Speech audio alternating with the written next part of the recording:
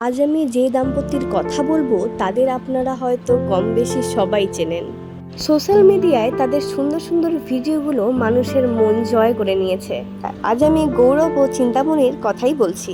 চিন্তামণি একজন রাশিয়ান, তার পুরো নাম চিন্তামণি ডায়না। চিন্তামণি একজন নৃত্যশিল্পীও, যার নাচ দেখলে আপনার চোখও ধাঁধিয়ে যাবে। 2024 সালের জানুয়ারি মাসে তারা সামাজিকভাবে বিয়ে করেন। তাদের বিয়ে হয়েছিল বৃন্দাবন ধামে। তারা বিয়ের 2 মাসের মধ্যেই একটা সুখবর দেন যে তারা মা বাবা হতে চলছেন। অভিনেত্রী জেসমিন রায়ের সাথে বিচ্ছেদের পর গৌরব মণ্ডল বেশ অনেক দিনই অভিনয় জগৎ থেকে দূরেই ছিল। ভগবান শ্রীকৃষ্ণ সিরিয়ালটিতে কৃষ্ণের চরিত্রেই বেশি জনপ্রিয় হয়েছিলেন গৌরব।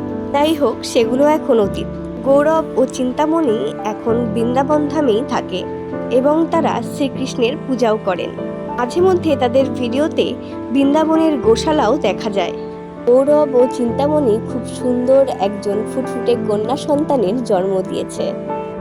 চিন্তামণি গর্ভবতী থাকাকালীনও অনেক নাচেরও ভিডিও বানিয়েছে, যেগুলো দেখতে অপূর্ব লাগে।